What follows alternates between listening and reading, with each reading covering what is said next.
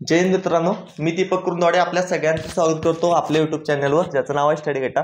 मित्रांनो, आपण गेले आता 4 दिवस मॅथचे 4 सेट बघितलेले आहेत, बरोबर. म्हणजे फेब्रुवारी 20 ला झालेले पेपर सगळे आपण क्लिअर केलेले, 4ची 4 शिफ्ट क्लिअर केलेले. आपण आज 21 फेब्रुवारी शिफ्ट 1 चा पेपर बघणार आहे. ओके. आणि मागच्या व्हिडिओमध्ये मी तुम्हाला सगळ्यांना थोडासा फीडबॅक मागितला होता तुमच्याकडून की कशा पद्धतीने आपली सिरीज चालू ठेवायची. कारण गेल्या 4 मध्ये मी काय केलंय, एकदम स्पीड मध्ये घेतल्यात गोष्टी. ठीक आहे, एकदम ट्रिकी घेतल्यात, ज्याच्यामध्ये तुम्हाला लहानात लहान शॉर्टकट सांगितले, ज्या पद्धतीने तुमचा लवकरात लवकर पेपर कव्हर होईल.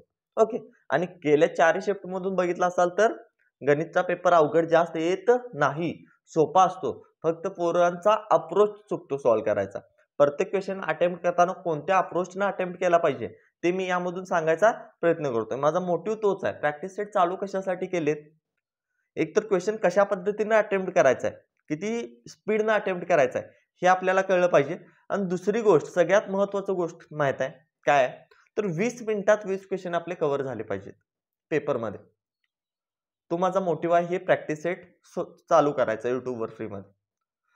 त्यामुळे तो मोटिव्ह जर साध्य झाला तर याचा काहीतरी उपयोग आहे. त्यामुळे आहे तशा स्पीडमध्ये मी शिकवत जाईन.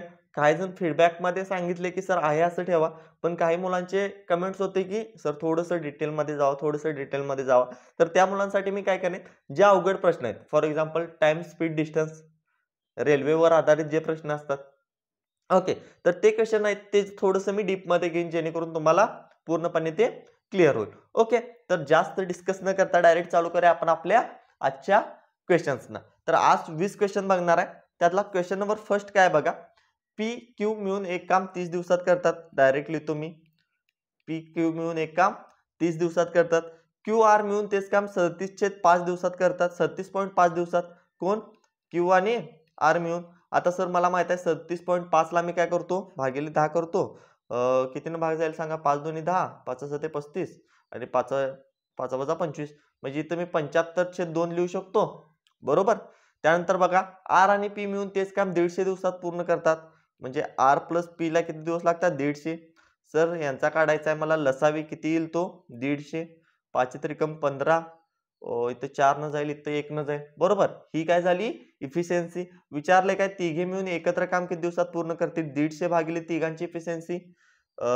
सॉरी, इथं 3 येणार नाही रे, 3 5 15, 5 येईल. ओके, 5 आणि 4 9 आणि 1 10, 10 भागिले 2 5, तिघांची इफिशियन्सी काय झाली, 5 झाली. 5 त्रिकम 15, 0. 30 दिवस लागतील बघा, 30 दिवसात ते तिघे एकत्र काम पूर्ण करतील. कशातला आहे, टाइम अँड वर्कचा क्वेश्चन आहे, तुम्ही शिकला असाल. क्वेश्चन नंबर 2, 22 शिक्षकांचे सरासरी वय 64 वर्ष आहे. त्या गटात नवीन शिक्षक समाविष्ट झाल्यानंतर वय 1 वर्षाने वाढते. मी सिंपल ट्रिक सांगितले, जितकं पहिला सरासरी होती ती लिहून घ्या, 64 होती, प्लस 1 न वाढले म्हणजे तो ते एक्स्ट्रा घेऊन आलेला असणार आहे. किती जणांची 1 न वाढली, ह्या 22 जणांची, प्लस आलेला एकटा 23 जणांची 1 न वाढली म्हणजे 23 वर्ष ही परत एक्स्ट्रा झाली. आणि 64 अधिक 23 किती आलं, 87 वर्ष. ही झाली शॉर्टकट मेथड.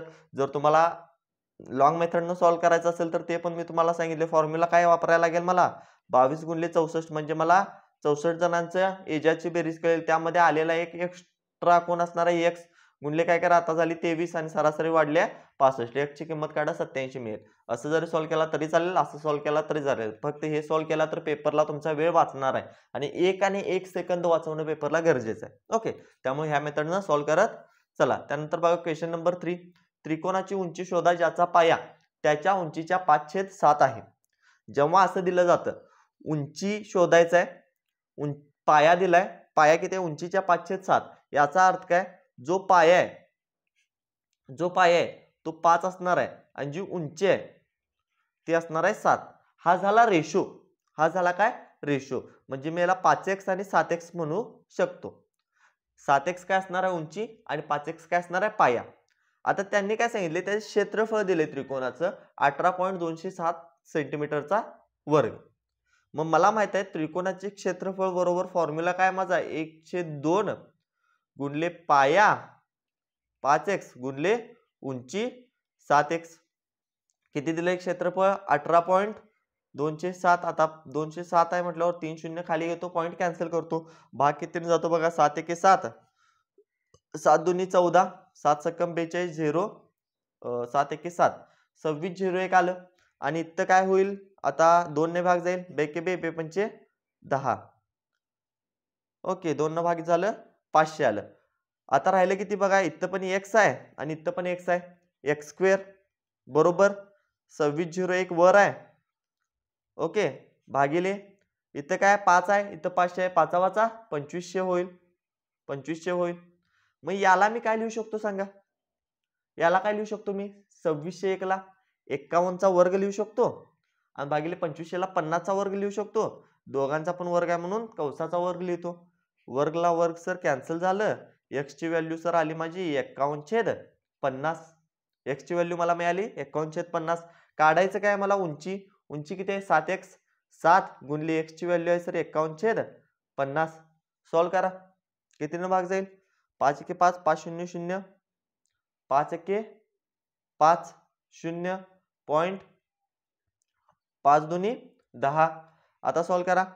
आता इथं 10 आहे, हा इथं पॉइंट आहे, परत इथं माग पुढं पॉइंट इकडे एक्स्ट्रा येणार.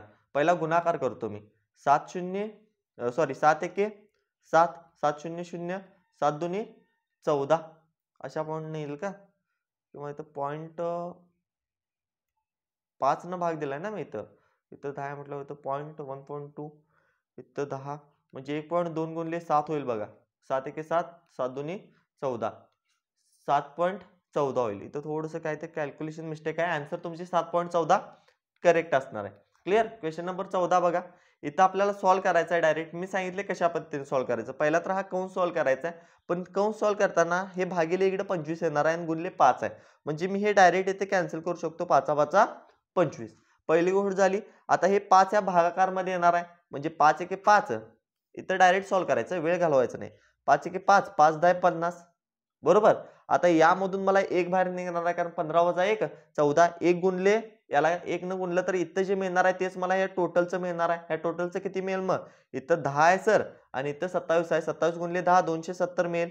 इथं 270 मिळालं. आता इथं 800 भागिले 25 आहे, 25 1 25, 25 3 75, राहिले किती रे, इथं 5 राहिले, 25 2 50, 32 अधिक 270, 270 आणि 32 किती येतं, 302. Option second. क्लिअर आहे, सोपं होतं, काय अवघड असं नाही यामध्ये. क्वेश्चन नंबर 5 बघा, काय क्वेश्चन नंबर 5.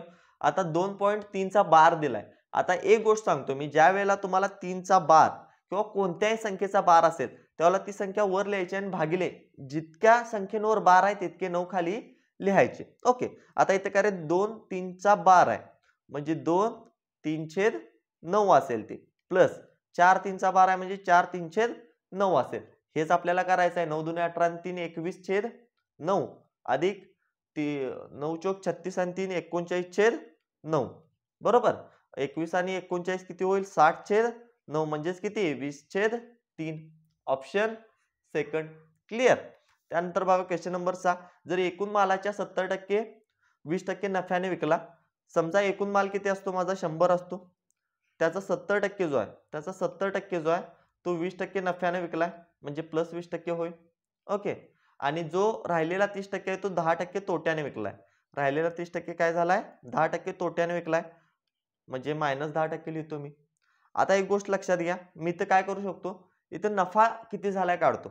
आता इथं 70% माल 20% न विकलाय, म्हणजे इथे 140% मी नफा धरू शकतो, कारण 7 2 14, एका मालावर 20% तर 70 मालावर 140%. किंवा इथं 0 हा कॅन्सल करून घेतो, जेणेकरून माझं 140 वर राहील, नाहीतर मला इथं 1400 लिहायला लागेल. दोन्हीकडले 0 कॅन्सल केलं, रेशो माझा मेंटेन झाला, काही प्रॉब्लेम नाही. 7 2 14, 140 हा झाला माझा नफा. त्यातून मी तोटा वजा करतो. किती झालाय तो, 3 मालावर 10%, म्हणजे 10 त्रिक 30% तोटा झालाय, वजा 30 करतो आणि भागिले किती माल, 7 आणि 3 टोटल 10 माल बरोबर. आता सॉल्व करा, 110 भागिले 10% येईल, 0 ला 0 कॅन्सल करा, 11% कुठं आहे ते, ऑप्शन फर्स्ट माझा बरोबर असेल. क्वेश्चन नंबर 14 सिंपल आहे बघा. 0.5 चा वर्ग किती येईल, 0.25 येईल सर, आणि 0.05 चा वर्ग किती येईल, 0.0025 येईल. कारण इथं 2 असतील घर पॉईंट नंतर तर 4 यायला पाहिजेत, 1 असेल तर 2 यायला पाहिजेत. मग सॉल्व करा, किती येईल, 0.25 येईल बरोबर. चला पुढं क्वेश्चन नंबर 8.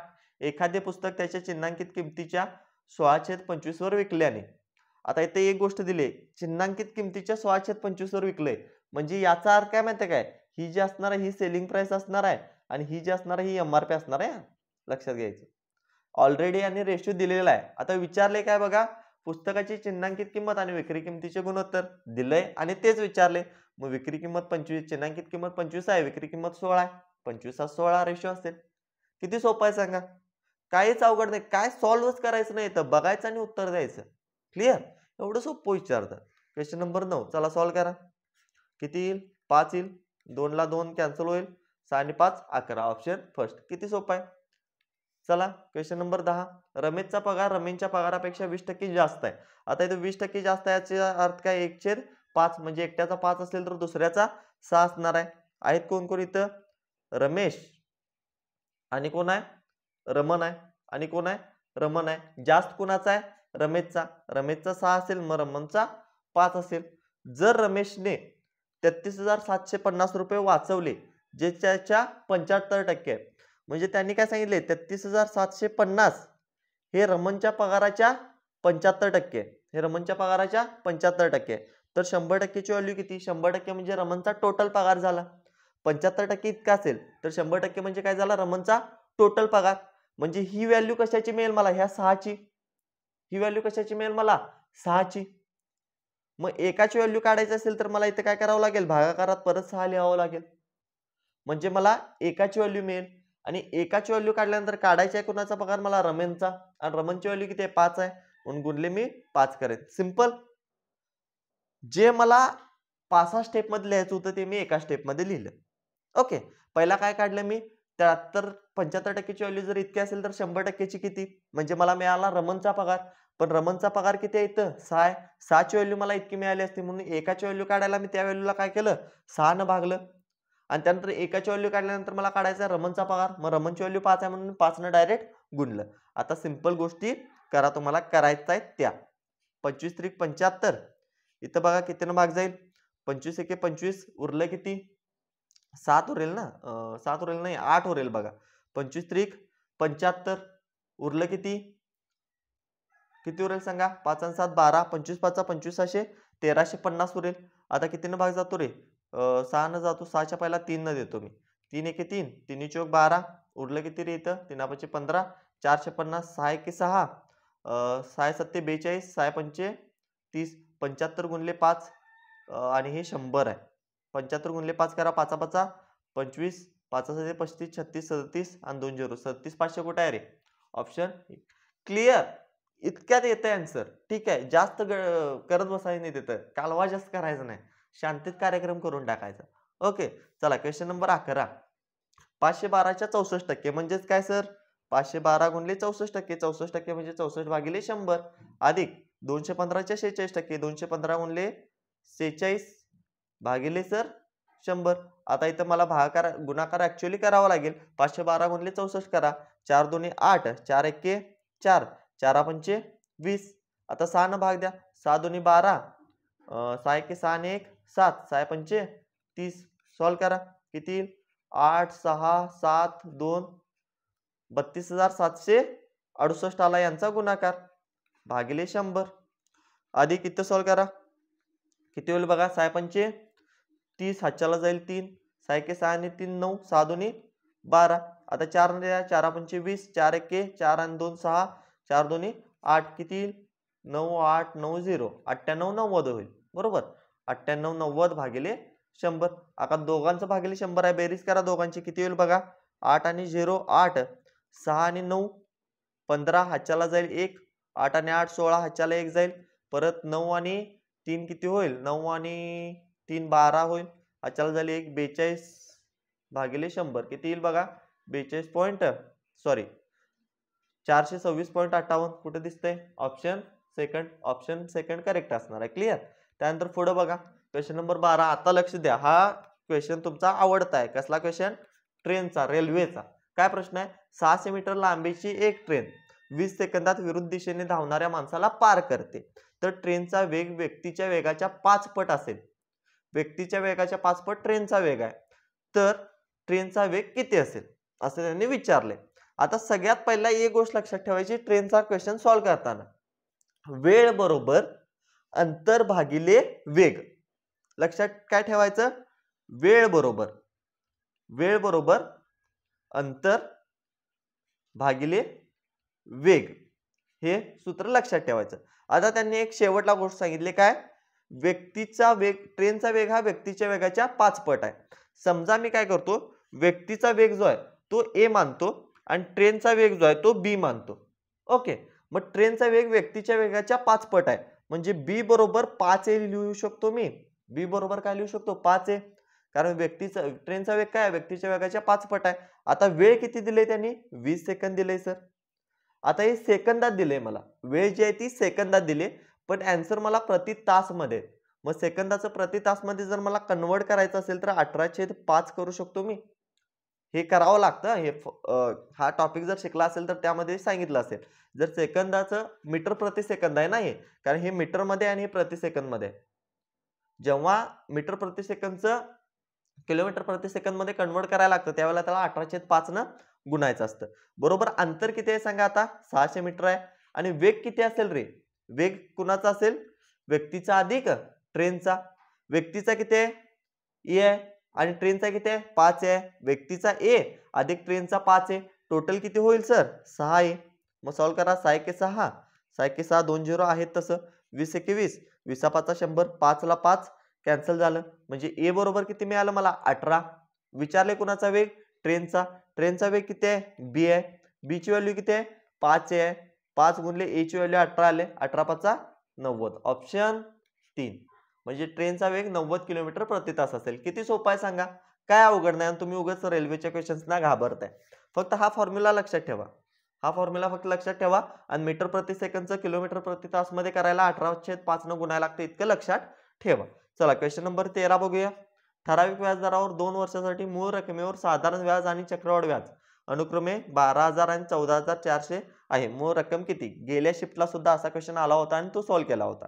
आता 2 वर्षाचं साधारण व्याज 12,000 आहे. बरोबर. सरळ व्याज 12,000 आहे. म्हणजे एका वर्षाचं किती असेल रे? 6,000. दुसऱ्या वर्षाचं असेल 6,000. आणि चक्रवाढ व्याज किती आहे सांगा? 14,000 किती आहे? 400 आहे. म्हणजे पहिल्या वर्षाचं चक्रवाढ व्याज तर सरळ व्याज एवढंच असतं. पहिल्या वर्षाचं तर चक्रवाढ व्याज माझं सर 6,000 असेल. दुसऱ्या वर्षाचं किती असेल मग? 14,400 मधून 6,000 वजा करा. किती उरेल? 8,400. दुसऱ्या वर्षाचं किती येईल? 8,400. आता जे एक्स्ट्रा आलं इथं, किती आलं एक्स्ट्रा? 2400. हे एक्स्ट्रा व्याज 2400 कशावर असणार आहे? ह्या 6,000 वर. एक्स्ट्रा व्याज 2400 कशावर असणार आहे? हे 6,000 वर. कारण चक्रवाढ व्याज मध्ये काय होतं? या व्याजावर व्याज लागतं ना. मग या व्याजावर हे व्याज लागलं. हे 2400 व्याज कुठलं आलं? एक्स्ट्रा आलं 6,000 वरचं. त्याच्यामुळे दुसऱ्या वर्षाचं 8,400 व्याज झालं चक्रवाढ व्याज. मग याच्यावर मी टक्केवारी काढू शकतो. टक्केवारी काढू शकतो. कसं काढणार सांगा? मुद्दल माझे सर 6,000 आहे. गुणले किती वर्षात लागले ते? एका वर्षात. मला टक्केवारी काढायचा रेट ऑफ इंटरेस्ट भागिले 100. आणि व्याज किती आहे ते? 2400 आहे सर. व्याज किती आहे सर? 2400 आहे. सर 2 शून्यला 2 शून्य घालवा. किती येईल बघा मग? कितीनं भाग जाऊ शकतो? परत 1 शून्यला 1 शून्य घाला. 6 × 6 6 × 24 40%. सर रेट ऑफ इंटरेस्ट तर माझा किती आला? 40%. व्याजदर आला माझा किती? 40%. विचारले काय? मूळ रक्कम किती? मुद्दल काढायचे. कसं काढू शकतो मी? सरळ व्याज घेतो. सरळ व्याज सर एका वर्षाचं किती आहे? 6,000 आहे. बरोबर. मुद्दल सर पी ठेवा आहे असं. गुणले रेट ऑफ इंटरेस्ट किती आहे? 40%. गुणले टाइम पिरियड किती आहे? 1 वर्ष भागिले 100. 2 शून्यला सर 2 शून्य तर जाणार नाहीत, एकच कॅन्सल होऊ शकतो. 1 शून्यला सर 1 शून्य कॅन्सल केला. 6 × 6 4 × 4 4 × 4 4 5 20 0 आणि हा 1 शून्य वाढेल इथं. बरोबर. आणि इथं 1 शून्यच फक्त कॅन्सल केला ना. बरोबर. 15,000 उत्तर आहे बघा. Option first. मुद्दल किती मिळाली मला? 15,000. चला पुढे सॉल्व्ह करूया. Question number 14. मिश्रणातील दूध आणि पाण्याचे गुणोत्तर 2:3 आहे. दूध आणि पाण्याचे गुणोत्तर काय आहे? 2:3 आहे. मिश्रणात काही प्रमाणात दूध मिळवले ज्यामुळे दूध आणि पाण्याचे गुणोत्तर 10:3 होते. तर मिश्रणाची टक्केवारी म्हणून किती दूध जोडले गेले? तर मिश्रणाच्या टक्केवारीवर किती टक्के दूध जोडले गेले असं आपल्याला विचारले. आता सिंपल बघा. पहिला दूध, मिल्क आणि वॉटर यांचं गुणोत्तर पहिला होतं 2:3. आता झाले किती रे ते? 10:3 झाले. किती? 10:3. आता बघा इथं रेशो मिल्कचा समान राहिलाय कारण मिक्स काय केलंय? फक्त दूध. किती मिक्स केले रे? दूध 8 मिक्स केले. डायरेक्ट गुणोत्तर काढा ना. मिश्रण किती आहे? 5 लिटरचं आहे. दूध किती ऍड केले? 8 गुणले 100. टक्केवारी किती येईल सांगा? 5 दुनी 10, 20, 20 8 160 येईल का? 8 दुनी 16 होईल ना. 160% दूध ऍड केले त्यामध्ये. चला पुढे जाऊया आपण. Question number 15. एका वस्तूची विक्री किंमत 1690 आहे. 35% सवलत दिली असेल तर वस्तूची चिन्हांकित किंमत किती? वस्तूची चिन्हांकित किंमत समजा किती आहे? समजा म्हणतोय मी. वस्तूची चिन्हांकित किंमत किती आहे? समजा x आहे. x आहे. त्याच्यावर काय दिले त्यांनी? 35% सूट दिले. म्हणजे विकले किती? 65%ला. 65 भागिले 100 आणि विक्री किंमत दिली त्यांनी 1690. चला सॉल्व करा रे. किती येईल बघा. किती येऊ शकतं? कितीनं भाग जाईल? 5 ने देऊ. 5 1 5, 5 त्रिकम 15, 5 त्रिकम 15 उरलं किती? 19, 5 त्रिकम 15 उरलं किती? 40, 5 40. 13 न भाग जातो का रे? 13 न जाईल आय थिंक. 13 1 13, 13 दुनी 26 उरलं किती? 13 संग 78, 2600, 2 0 आहेत असं. बरोबर. x बरोबर 2600 येईल बघा. Option first. म्हणजे त्याची मूळ किंमत किती असणार किंवा चिन्हांकित किंमत किती असणार आहे? 2600 रुपये असणार आहे. आता त्यांनी काय विचारले बघा. क्वेश्चन नंबर 16 बघा. अरविंद 20 दिवसात आणि बक्षी 22 दिवसात एक काम पूर्ण करतो. जर त्यांनी 5 दिवस एकत्र काम केले तर उरलेल्या कामाचा अंश आहे. म्हणजे उरलेल्या कामाचा अंश काढायचं म्हणजे काय? टोटल कामापैकी किती काम शिल्लक राहिले हे आपल्याला काढायचं. ओके. आता सिंपल गोष्ट बघा. अरविंद काय करतो? 20 दिवसात काम पूर्ण करतो. ए जो आहे तो 20 दिवसात करतो आणि बक्षी जो बी आहे तो 22 दिवसात करतो. आता इफिशियन्सी काढायला काय करायला लागेल? दोघांचा लसावी 220 येईल आणि इथं भाग दिला तर 11 ने जाईल आणि इथं कितीने जाईल? 10 ने जाईल. म्हणजे दोघांची इफिशियन्सी 11 आणि 10 21 होईल. आता त्यांनी काय सांगितले? दोघांची इफिशियन्सी 21 आहे आणि दोघांनी मिळून 5 दिवस काम केले. म्हणजे टोटल 105 काम त्यांनी कंप्लीट केले. मग 120 मधनं 105 जर वजा केलं किती राहील? 115 राहील. आणि हे 115 त्या कामाचा किती अंश आहे हे काढायचं आहे. म्हणजे मला काय करावं लागेल? 115 भागिले एकूण काम किती करायला लागेल? 220. किती येईल बघा. कितीनं भाग जाईल? 5 चोक 20, 5 चोक 20, 5 दुनी 10, 5 त्रिकम 15, 2344 पुढे दिसतं का रे? ऑप्शन 4. क्लिअर. त्यानंतर पुढचा क्वेश्चन बघा. Question number 17. कुटुंबाचे उत्पन्न आणि खर्च त्यांचे गुणोत्तर 19:13 आहे. हे आहे उत्पन्न, हा आहे खर्च. तर कुटुंबाचा खर्च किती आहे? किती आहे? 29,510 असेल तर कुटुंबाची बचत शोधा. आता ही 29,510 हा खर्च दिलाय म्हणजे 13 ची व्हॅल्यू दिली. 29,510 हा खर्च दिलाय म्हणजे कितीची व्हॅल्यू दिली? 13 ची. काढायचं काय? बचत. बचत किती असेल सांगा मग? बचत किती असेल? 13 खर्च असेल, 9 उत्पन्न असेल तर राहिलेली काय असेल? बचत. म्हणजे बचत असेल 6. सॉल्व करा रे. हे एवढं सॉल्व करा. काय करू मी? डायरेक्ट पहिला इतकं जर मला सॉल्व करायचं असेल 13 ने भाग जातो का? 13 ने भाग देऊया. 13 1 13, 13 दुनी 26 उरलं किती? 3. 13 दुनी 26 उरलं किती परत? 35 मधनं 26 वजा करा. 9 उरेल. 13 7 91, 22 70 गुणले 6 करा 0, 7 सक्कम 42, 6 दुनी 12 आणि 4 16, 6 1 6, 6 दुनी 12 आणि 1 13, 13,640 दिसतं का? 13,640. कुठं चुकलं का? एक मिनिट परत करूया. 6 दुनी 12, एक मिनिट. गुणाकार चुकलाय. ओके. 6 0 0, 7 सक्कम 42, आजच्याला येईल 4, 6 दुनी 12 आणि 4 16, 620, 13,620 येईल बघा. Option clear. गुणाकार गडबडीत चुकला होता. 13,620 माझा आन्सर असेल.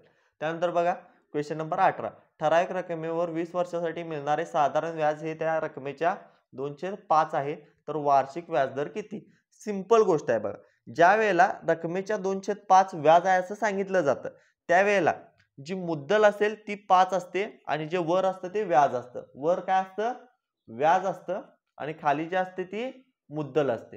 तर व्याजदर मला काढायचा आहे. सिंपल. 2/5 गुणले 100 करा. आणि हे कशात? 20 वर्षासाठी मिळणार आहे म्हटल्यावर याला 20 वर्षासाठी असणार आहे म्हटल्यावर बरोबर 20 ठेवा पाहिजे. म्हणजे आपण असं ठेवत होतो बघा. 20 SI बरोबर 2/5 भागिले गुणले 100. 20 1 20, 20 5 100, 5 ला 5 कॅन्सल होईल. 2% आन्सर असेल ऑप्शन 4. 18वा question clear. त्यानंतर पुढं क्वेश्चन नंबर 19, एक माणूस 1 रुपयात 35 पेन विकत घेतो. म्हणजे 1/35 वर आलं पैसे, खाली आलं वस्तू, गुणले त्याच्यावर 40% नफा मिळवण्यासाठी, म्हणजे 140 ने त्याला सर विकायला लागणार, भागिले 100. नफा मिळवण्यासाठी त्याने 1 रुपयाला किती पेन विकले पाहिजे. 1 रुपयाला छेडायचं नाही, डायरेक्ट सॉल्व करा. 5 35, सॉरी 7 35, 7 2 14, 0 20 21, 20 5 100, 5 5 25. 1 रुपयाला 25 पेन विकायला हवेत. क्लिअर. चला क्वेश्चन पुढचा, क्वेश्चन नंबर 20, 35 कर्मचाऱ्यांचे सरासरी उत्पन्न के आहे. 35 कर्मचाऱ्यांचे उत्पन्न के आहे. जर व्यवस्थापकाचे उत्पन्न देखील समाविष्ट केले, म्हणजे यामध्ये आणि एकट्याचं उत्पन्न समाविष्ट केल्याने 19,000 रुपये होते. ओके, काय सांगितले, सरासरी 19,000 रुपये झाल्या. आत्ताची सरासरी किती आहे, 19,000 रुपये. जर व्यवस्थापकाचे उत्पन्न 54,000 आहे, व्यवस्थापकाचे उत्पन्न काय 54,000 असेल तर के ची किंमत किती. आता काय सांगितलंय बघा, पहिला 35 कर्मचारी आहेत. ओके, त्यांची सरासरी के आहे, म्हणजे मला सुरुवातीची सरासरी काढायची आहे. नवीन सरासरी किती आल्या, 19,000 झाल्या. नवीन सरासरी किती झाली, 19,000 झाली. आणि 19,000 हे जे हे काय 54,000 पेक्षा कितीने एक्स्ट्रा आहे सांगा मला. 54,000 मधून जर मी हे 19,000 वजा केलं, 54,000 मधून 20,000 वजा केलं, 34,000 शिल्लक राहील. 19,000 वजा केलं तर 35,000 माझं शिल्लक राहील. 35,000 शिल्लक राहील. आत्ताच्या सरासरीचं त्याचं जर 19,000 मी कॅन्सल केलं, आत्ताच्या सरासरीचं मी 19,000 त्याचं वजा केलं 54,000 मधून, राहिले किती शिल्लक 35,000. मग हे 35,000 जे आहे हे 35 जणांच्या मधून वाटलेलं असणार आहे. 35 जणांच्या मध्ये वाटलेलं असणार आहे, म्हणजे प्रत्येकाला किती जाणार आहे, 1,000. प्रत्येकाला किती जाणार आहे, 1,000. मग सर इथं सिंपल काय करायचं आहे, हे 19,000 मधून 35,000 प्रत्येकाचं 1,000 वजा करा. प्रत्येकाचं काय करा, 1,000 वजा करा. आणि 1,000 वजा केल्यानंतर किती मिळेल मग 18,000. सिंपल आहे ना. डोकं चालवायचं, काय लिहत नाही मी, फक्त विचार करून आन्सर दिले. आणि हे जर तुम्हाला फॉर्म्युल्यानं सॉल्व करायचं असेल तर काय करा, सर 35 जणांची सरासरी के आहे, म्हणजे काय करा 35 गुणुले के यांची बेरीज येईल.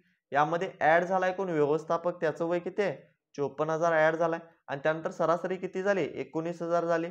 किती जणांची, ही 36 जणांची. आता हे सॉल्व करा.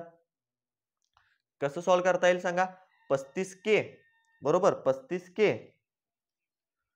बरोबर 19,000 गुणले 36 करा, कितीनं भाग जाईल, हा गुणाकार करा, यातून 54,000 वजा करा आणि त्यानंतर 35 न भाग द्या.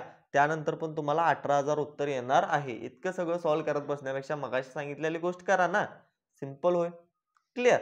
तर इथं आपला शिफ्ट 2 चा पेपर एंड होतो.